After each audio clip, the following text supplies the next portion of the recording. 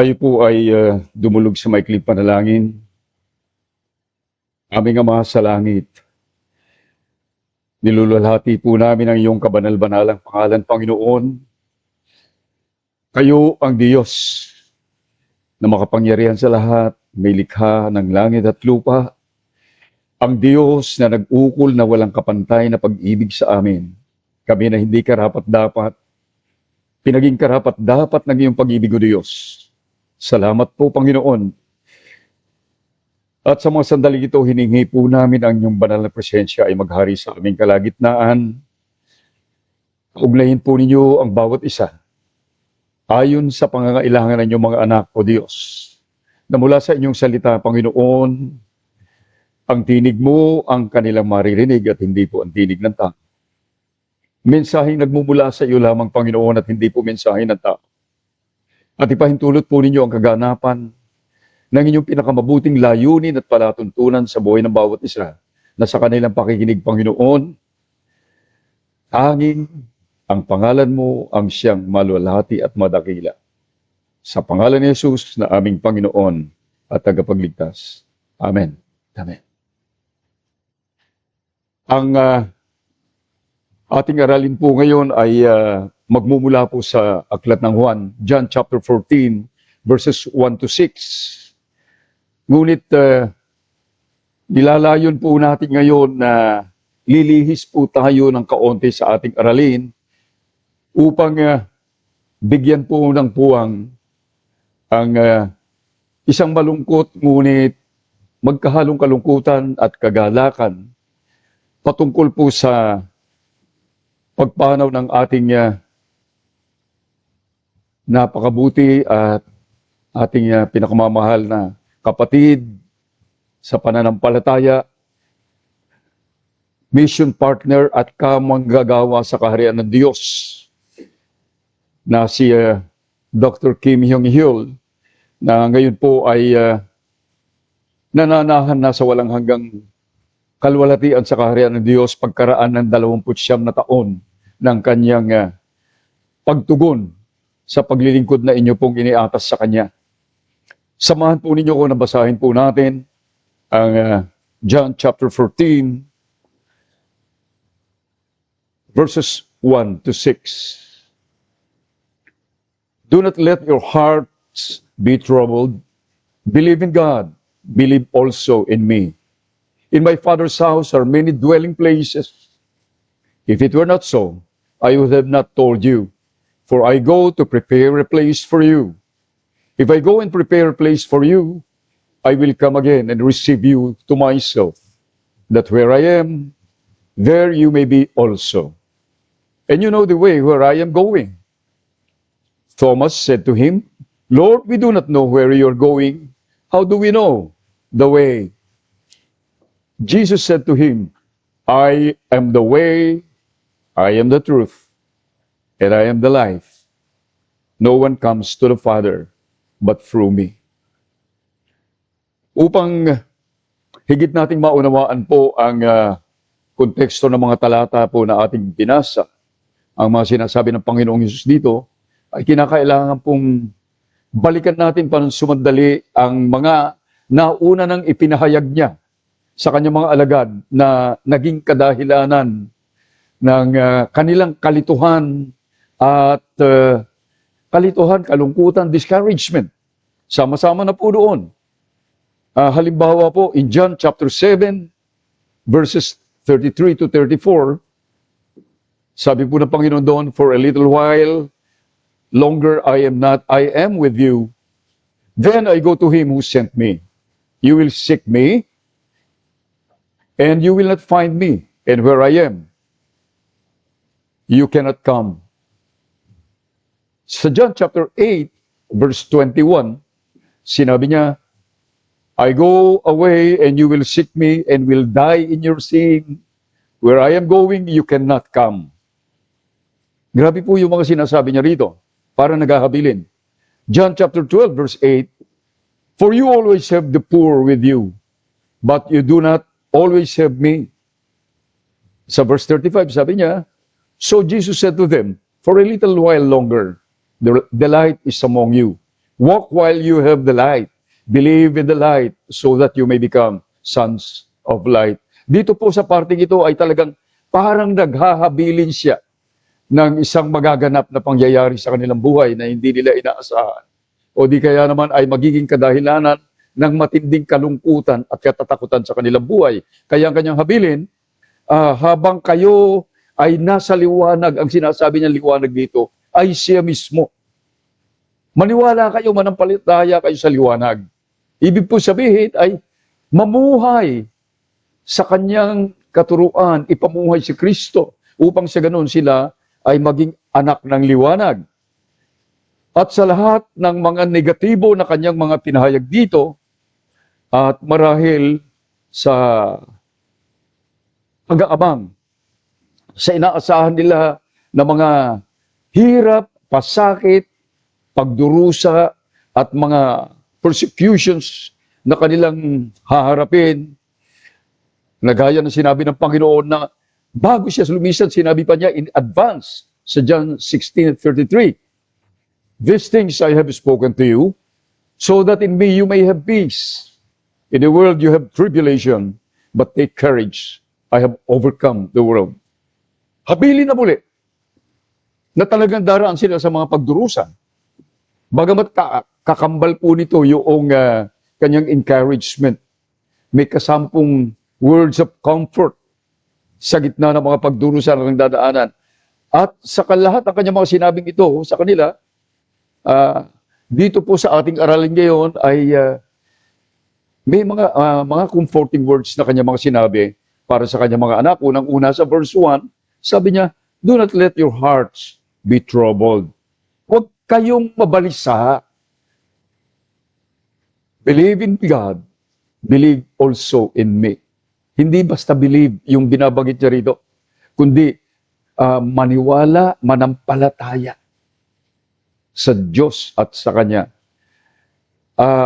Dito po, sinasabi ng Panginoon sa Kanyang mga alagad na kinakailangan, yung believe na ito ay matibay, matatag na pagtitiwala sa Diyos Ama at sa Kanyang bugtong na anak na si Jesus, upang sa ganoon ay makakasumpong sila ng kapanatagan, katiwasayan sa gitna ng kanilang mga pagdurusa, at magkakaroon sila ng sapat na kalakasan upang manatili silang matatag, that they may be able to be sustained in strength sa gitna ng mga pangyayaring nagaganap sa kanila.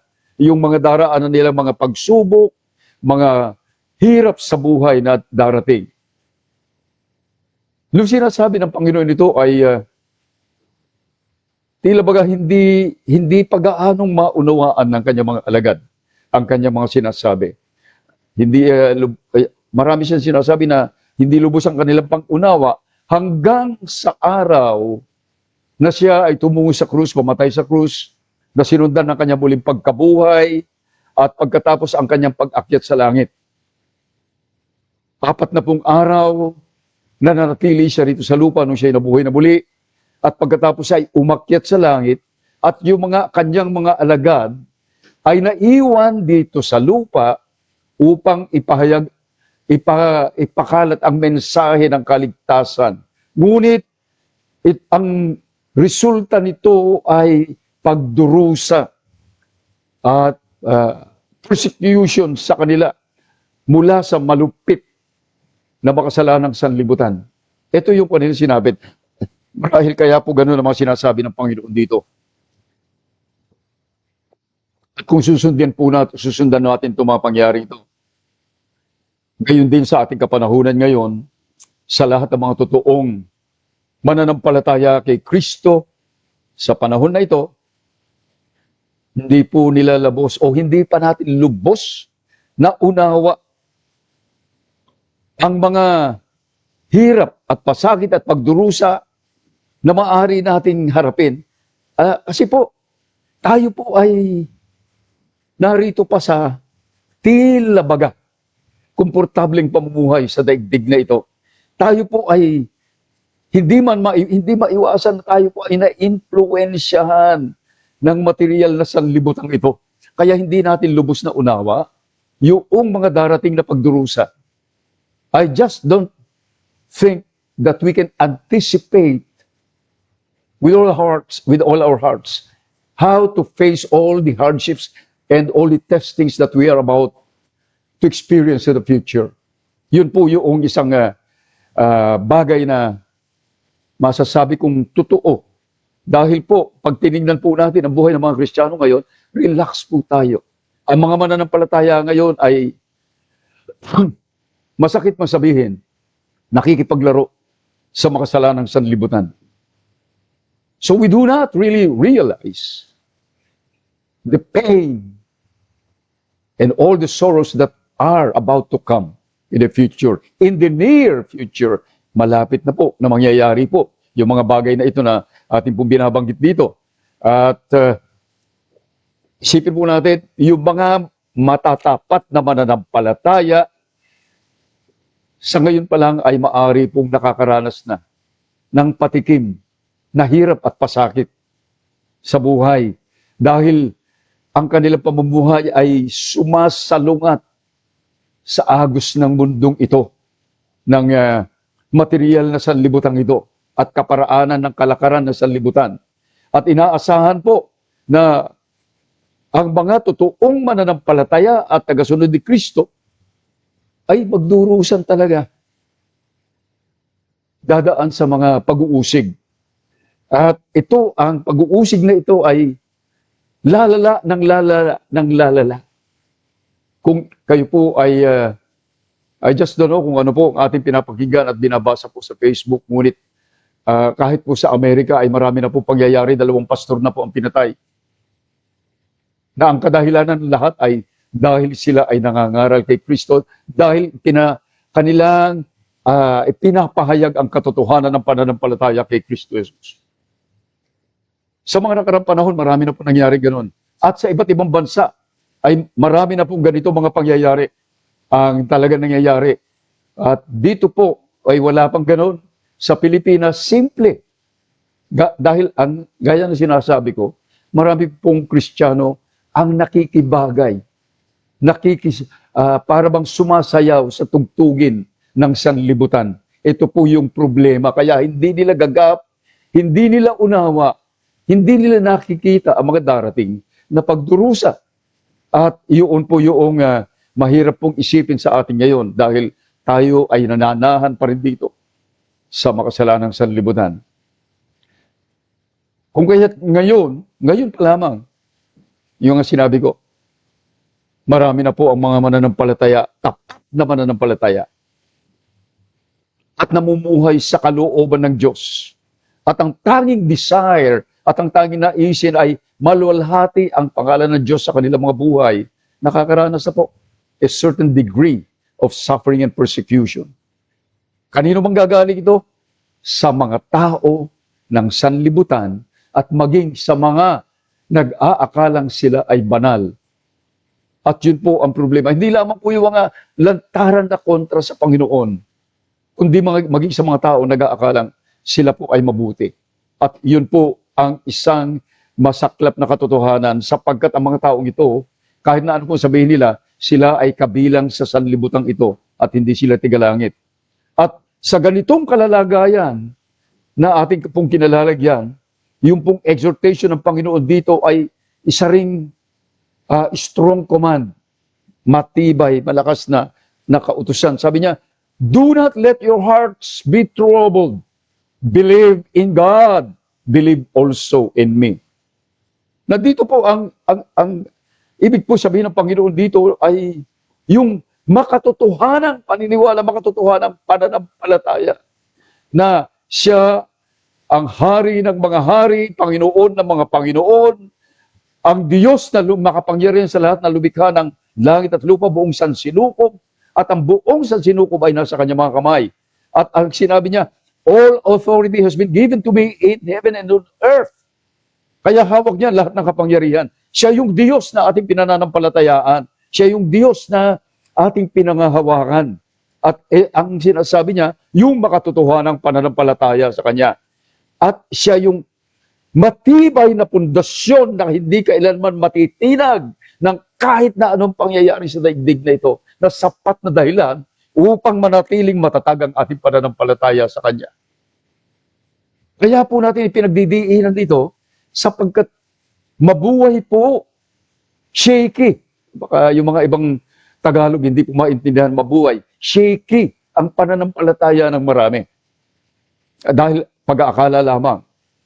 Kaya po doon ay napaka simple ng kanyang exhortation sa kanyang mga alagad na haharap sa mga kahirapan sa buhay habang sila ay buong katapatang naglilingkod sa Diyos at ipinangangalat ang mensahe ng kaligtasan. And the same exhortation is being given by the Lord today. Ganon din sa ating kapanahunan ngayon. Doon sa mga nakakaranas na ng mga kahirapan sa lakbayin na kalang buhay ngayon patungo sa walang hanggang kaharian. Mga patikim pa lamang yun. Kahit na sabihin na napakahirap na yung ating dinaraanan, patikim pa lang. Yung iba, walang hirap na dinaraanan, wala pa natitikman. At yun po ang higit na delikado o higit na nakakatakot kasi po, baka tayo ay matangay at malibang ng kalakaran ng sanlibutan. Yun po ang malaking problema. Kung kaya't dito sinasabi niya ng Panginoong Hesus na ang panglaban, pakontra sa lahat ng katatakutan ay ang matatag at matibay na pananampalataya sa Kanya. Ito yung makapag-aalis ng lahat ng ating katatakutan at mga agam-agam sa lahat ng sigalot sa buhay na maaari natin daraanan. Dito sa verses 2 to 4, dito po nagbigay ang Panginoon ng higit na mas matibay, mas malalim na katiyakan, pagbibigay ng katiyakan ng the best na inilaan niya, inihanda niya para sa lahat ng kanyang mga anak na mananatili kasama niya sa walang hanggan. Kasi dito po sinabi, sabi niya, naghanda siya. Naghanda na siya. Nung sinasabi niya ito, sa John chapter 14, tutungo pa lang siya upang maghanda. Ngunit sa ating kapanahunan, naghanda na siya ng ating tahanan sa kalangitan. Ito ay para sa lahat ng mga totoo na mananampalataya sa Kanya. Kaya sabi niya, if it were not so, I would have told you. Kung hindi ito totoo, hindi ko sana sinabi. Pero sinabi nga niya, for I go to prepare a place for you. If I go and prepare a place for you, I will come again and receive you to myself, that where I am, there you may be also, and you know the way where I am going. Ang ganda po ng kanyang assurance dito. Nandun na siya, nung siya nabuhay na muli, umakyat sa langit, at sa kanyang muling pagbabalik, ang binabanggit niya rito actually ay ang darating na rapture na mangyayari anumang mga sandali. Ano po? Ngunit, maaaring mangyari kanino man sa anumang sandali sapagkat hindi pare-pareho po ang timeline ng ating buhay dito sa daigdig.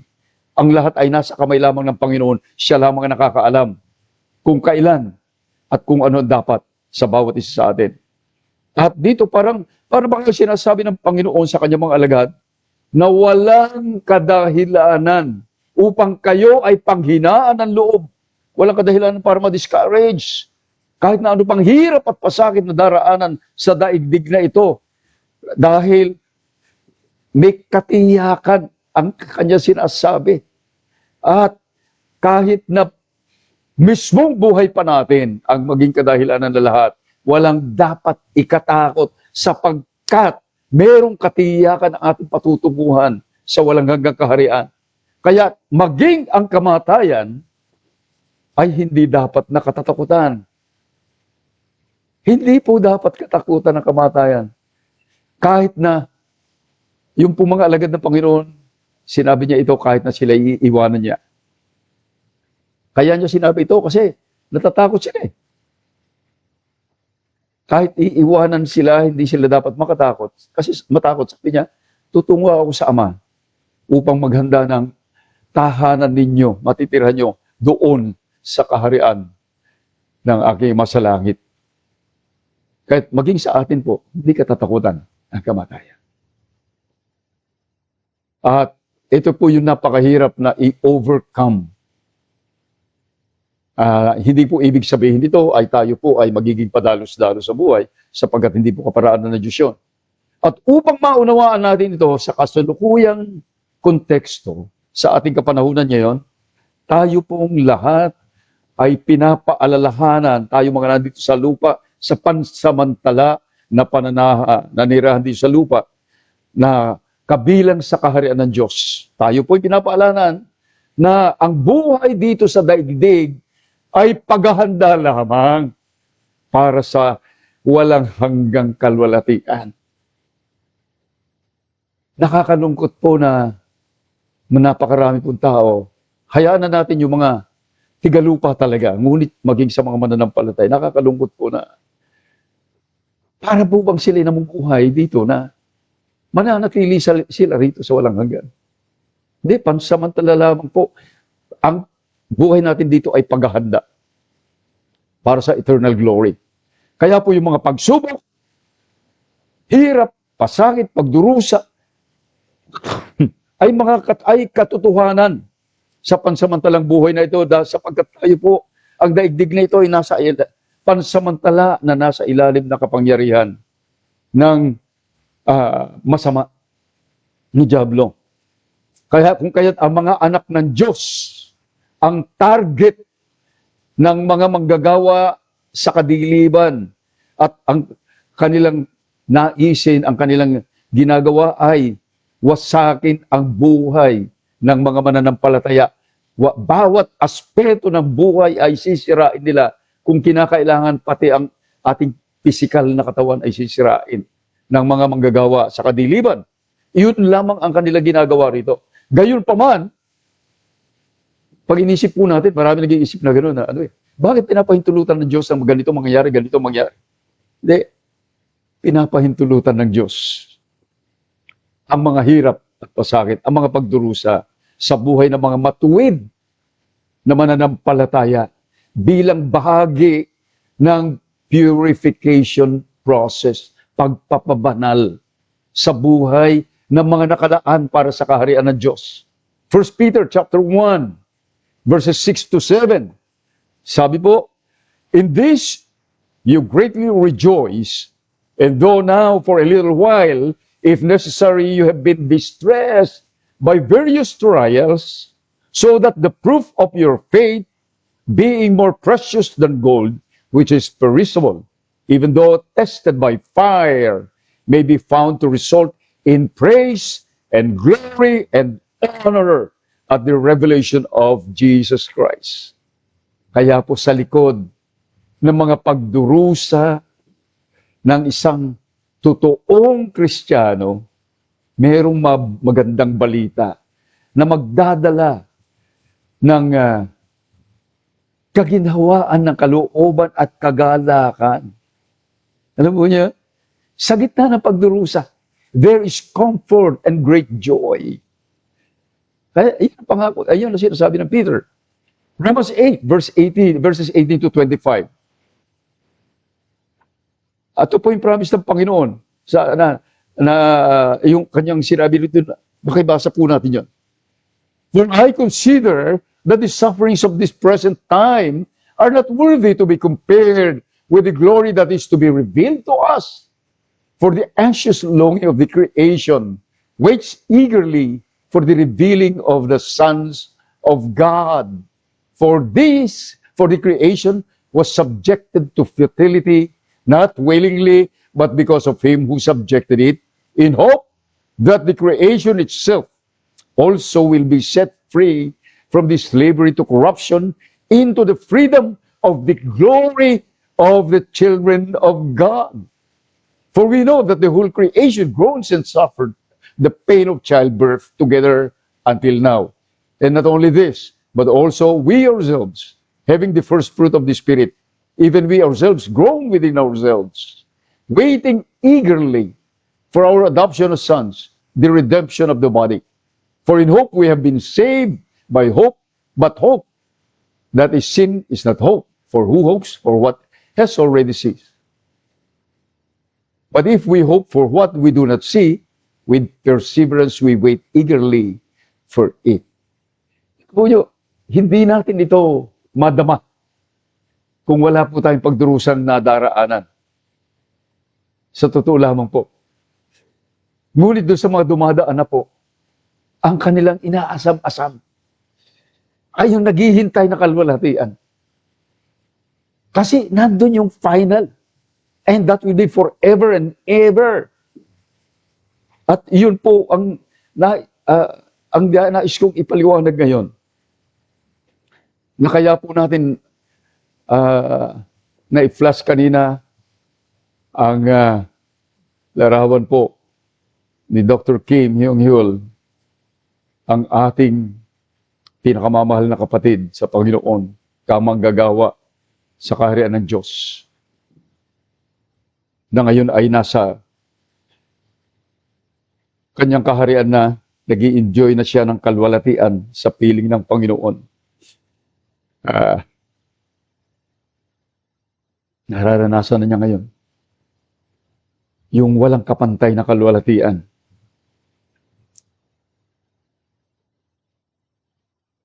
Pag inisip po natin, hindi maiwasan ang malungkot at mahulila. Ngunit gaya ng sinabi ko, kakambal ng kalungkutan ang kagalakan. Ayaw ko na-share ito pero konting-konti lamang. Nung ang aking ama ay namatay, pagtayo ko po doon sa huling habilin, sinabi ko, kami ay nalulungkot, sobrang pagdaramdam, sapagkat kami ay naulila, iniwan kami. Ngunit sa kabila ng lahat, nandun ang kagalakan, sapagkat may katiyakan na ang aming ama ay dinaranas na ang walang kapantay na kalwalatian sa piling ng Panginoon. Ang gusto ko pong iparating sa bawat isa na magiging kadahilanan ng ating comfort ay yung katotohanan na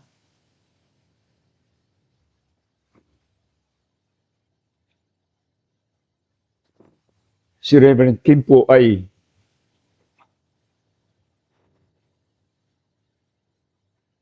regalo ng Diyos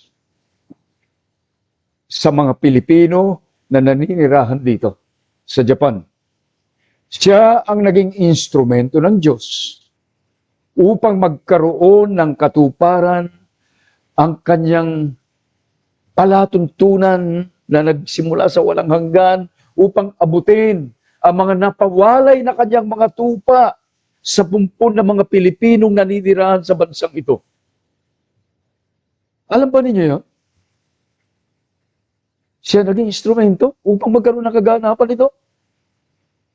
Try to realize it deeper in our hearts and in our minds, sa katotohanan ito, kung paano kadakila ang pag-ibig ng Diyos sa bawat isa sa atin na inabot ng mensahe ng kaligtasan, yung binigyan tayo ng opportunity na mapakinggan ang mensahe ng kaligtasan at binigyan niya tayo ng kakayahan na tumugon at sumunod sa panawagan ng Diyos.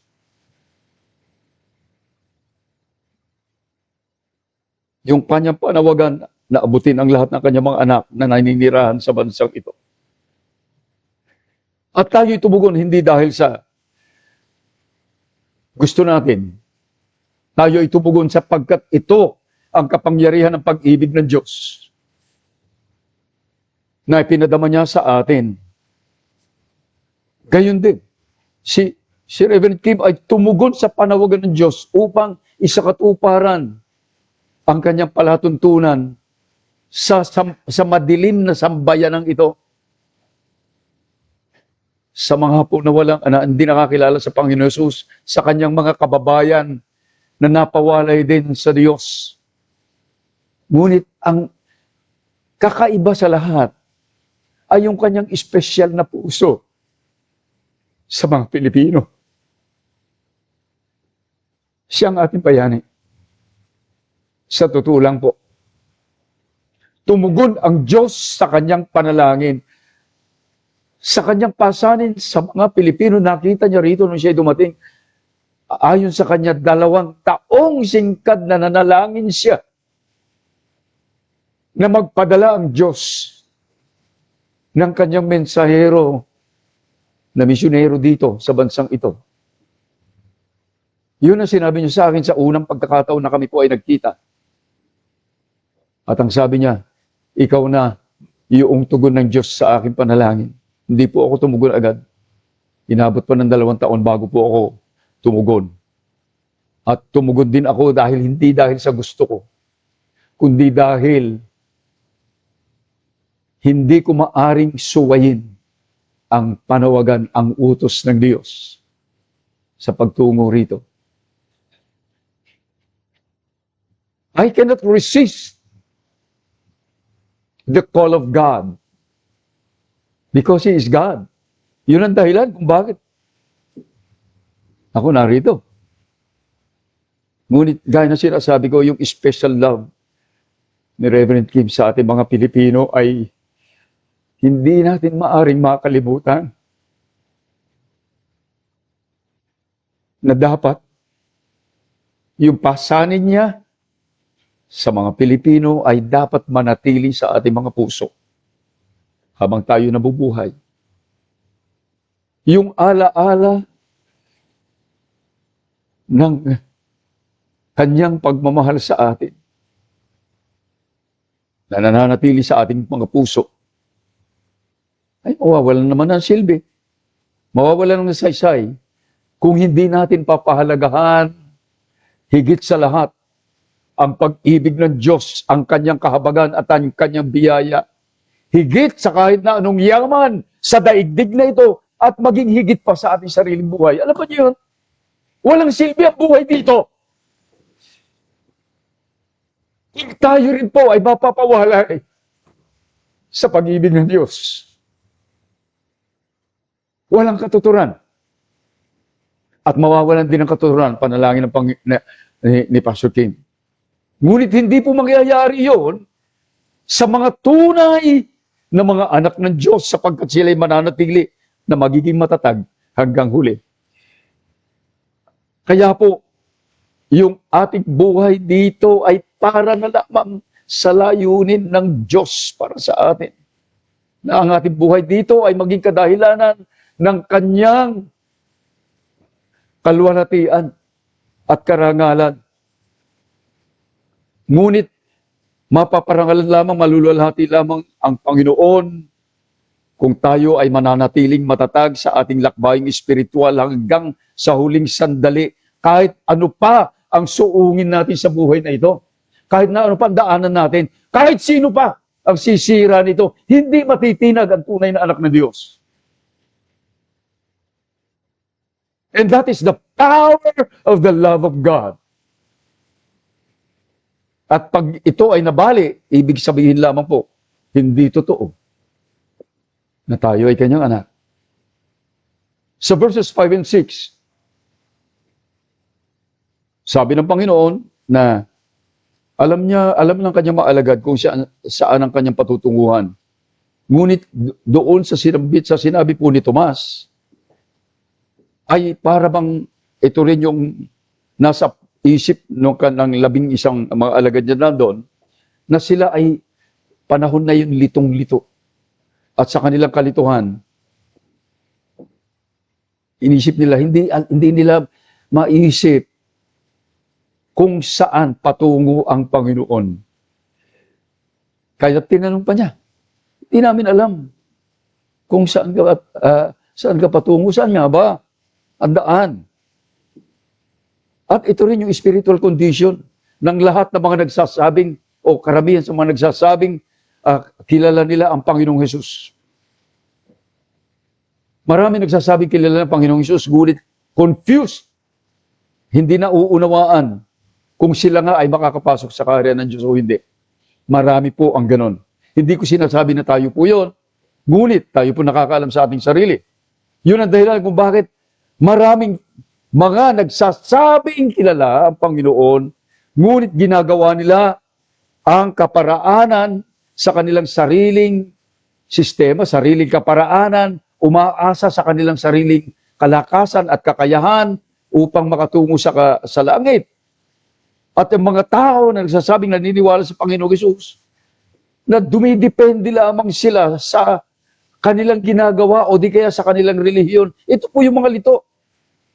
Kaya they work so hard, wishing to be able to enter heaven. Ngunit hindi po maaari na sa ganong kaparaanan. Marami po ang lito sa ganyang bagay. Yun ang dahilan kung bakit marami ang nag-aakalang papasok sa kaharian ng Diyos, ngunit hindi makakapasok.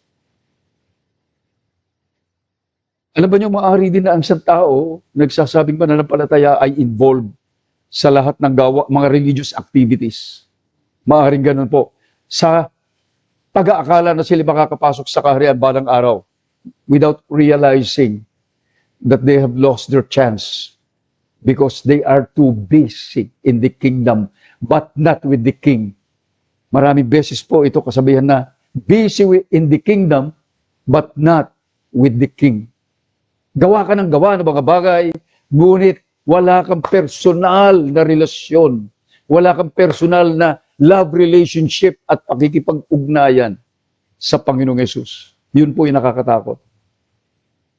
At itong dahilan kung bakit inulit ng Panginoong Hesus, ang dapat alam na nila sa verse 6, I am the way, I am the truth, I am the life. At nung sinabi niya ito, ang nais niyang ipaliwanag dito sa atin, no one comes to the Father except through me. Ang nais niya ipaliwanag dito ay total commitment ng buhay kay Kristo Jesus na mamuhay sa Kanya, ipamuhay siya. Yun ang total commitment. Ngunit kung ang ating buhay ay talagang sa Kanya lamang.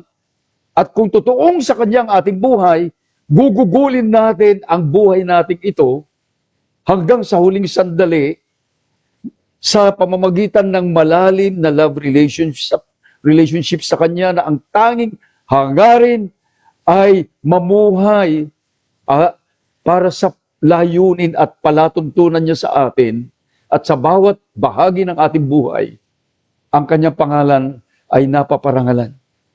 Ito yung nais niyang ipakita rito sa atin. Na magagawa nating ipahayag ang sinasabi ng Galatians 2:20. Ito po yung buhay ng isang totoong Kristiyano. I have been crucified with Christ. It is no longer I who lives, but Christ lives in me. The life I now live in the flesh, I live by faith in the Son of God, who loved me and gave Himself up for me. Ito po yung buhay ng isa. Ito po yung total commitment sa Kanya. Ito po yung pagtupad ng no one comes to the Father except by me. Iyon po yung nais niyang pakita rito. At kung ito ang uri ng buhay na meron tayo, ang mangyayari po sa atin, tayo po ay lalong magsusumikap. We'll be striving more and more para ibigay ang ating the best sa pamumuhay kay Kristo at paglilingkod sa Kanya sa buong panahon ng ating pamumuhay di sa lupa. Hindi tayo pare-pareho na kaparaanan ng paglilingkod, kundi may ipinagkaloob ang Diyos na kaparaanan sa bawat isa sa atin. Hindi pare-pareho, hindi pantay-pantay. Different degrees. Ngunit isang bagay ang tiyak, lahat tayo ay lingkod ng Diyos. If Jesus is the way, kung siya ang daan, there is no other way of spending this life kundi the way of living in Him and with Him. If Jesus is the truth, kung siya ang katotohanan, ibig sabihin po, ay namumuhay po tayo sa mga bagay na nagmumula lamang sa Kanya at sa Kanyang salita at hindi po sa kahit anong katuruan at salita ng tao. At ang pamantayan ng ating buhay ay ang sinasabi ng Kanyang mga salita. At kung si Jesus ang buhay, Ibig sabihin, tayo ay nakadepende lamang, sumasandal, umaasa sa Kanya sa lahat ng bagay sa ating buhay. At para sa Kanya lamang. At pinamumuhay natin ating buhay para sa Kanya lamang. Nakadepende lamang tayo sa Kanya. Hindi sa ating sariling kalakasan. Yun ang kadahilanan kaya hindi tayo natatakot kahit ano pang mawala sa atin. Hindi tayo natatakot kahit na hindi tayo maman. Hindi tayo natatakot kahit na wala tayong kakainin mamayang gabi. Ngunit wala naman na nangyayaring ganun sa atin. Yung iba natatakot dahil wala siya naipon. No, that's not saying He is the way, the truth, and the life. Sa Kanya lang nakadepende lahat. Kung siya ang daan, siya ang katotohanan, siya ang buhay, iwawaksi natin ang lahat ng personal at pansarili, makasariling motibo at maging ang buhay na inihahandog na material ng sanlibutan ito. Tatandaan po natin na ang lahat ng mga inihahandog ng sanlibutan din sa atin, ito rin yung lahat ng mga inihahandog ni Satanas kay Jesus nung siya ay tinukso. Natandaan natin na bandang huli sabi ng Panginoon, hindi lamang sa tinapay na bubuhay ang tao, kundi sa bawat salita na nanggagaling sa bibig ng Diyos. Kahit ang bandang huli, lumayas ka sa harap ko. We have to discard all that will hinder our journey towards the kingdom of God. Hindi mo masama magkaroon ng material na bagay. Ang problema po kung ito yung pinag-uukulan natin ng na panahon, madidistract po tayo, madidiskaril yung ating lakad. Marami po hindi nakakaintindi yung salitang diskaril. Ito po yung release ng train na derail. Ibig sabihin, nalis sa release yung train. Kung kaya't nahulog sa release. Ito po yung ibig sabihin. Maaring ganun ang mangyari sa buhay natin kung tayo po ay nakafocus sa mga bagay na material din sa lupa at hindi natin mabubuo ang lakbayin tungo sa walang hanggang kaharian. Yung po problema. At ito nakita ko sa buhay ni Dr. Kim. Lalong-lalo na noong mga huling mga panahon niya. Kahit na wala po ako rito, alam ko yung mga nangyayari at sinasabi rin nila sa akin, ibinigay niya ang lahat ng kanyang kakayahan, lahat ng kanyang lakas upang isakatuparan ang layunin ng Diyos sa kanyang buhay. Hanggang sa huling sandali, hindi na niya kaya, tuloy-tuloy pa rin siya sa kanyang ginagawa. Ibang klase. Samantalang ang dami mga manggagawa ng Diyos at age 60, at age 65, nagre-retire. Ito hindi nakakaya, mahina na.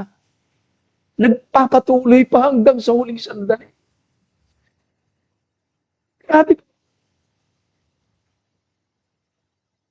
Ito po yung, kaya po, dahil sa, ito, kaya po ang kanyang mga ginagawa, sa nakita ko na kanyang mga ginagawa, tinawag siya ng Panginoon sa kanyang kandungan habang siya ay nasa active duty gaya ng isang sundalong magiting na lumalaban hanggang sa huling hininga. We can just imagine hearing the word of God saying to him, "Well done, good and faithful servant. Enter into the joy of your master." Kaya po pagdating ng panahon, nasasabihin na rin ng Diyos sa akin, tapos ng oras mo, yun din po ang pinananabikan ko ng mga salita na aking maririnig.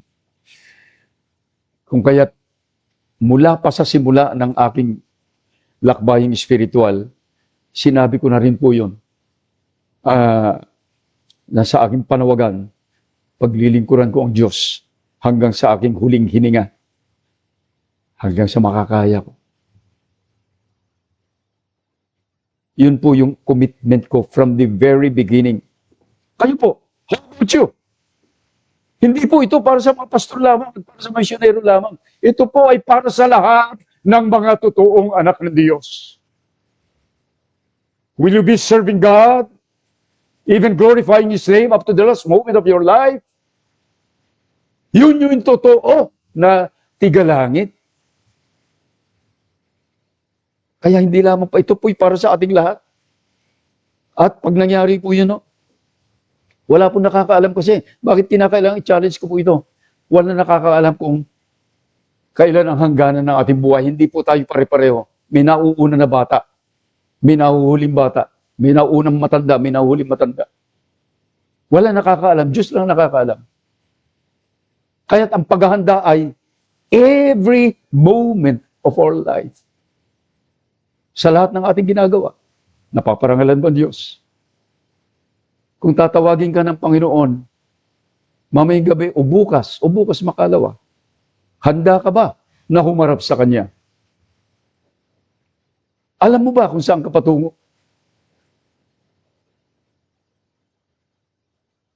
Handa ka man o hindi ka handa, darating yung oras that you have to go. Kaya ang tanong, handa ka na? Tayo po ay manalangin.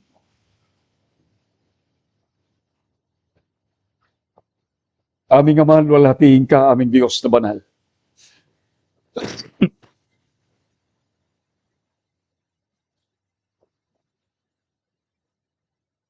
Wala pong kapantay, Panginoon, ang pag-ibig na inukol niyo sa amin. Hindi namin kayang arukin sa aming puso't kaisipan, Panginoon, ang lalim at lawak ng pag-ibig na inukol niyo sa amin. Ng inyong pinakamamahal na bugtong na anak, inyong isinugo, pinagkalubang kanyang buhay. Para sa amin na hindi karapat-dapat. Patawarin po ninyo kami, Panginoon. Sa mga panahong hindi po namin ito pinapahalagahan ng higit sa lahat. Mahina po kami. Habang kami ay nananatili sa laman na ito.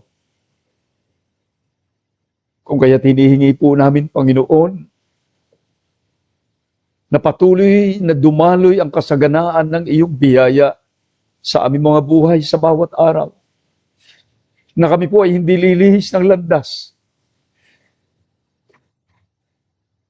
Na kami po ay magkaroon ng buhay na parangal sa inyong pangalan, Panginoon.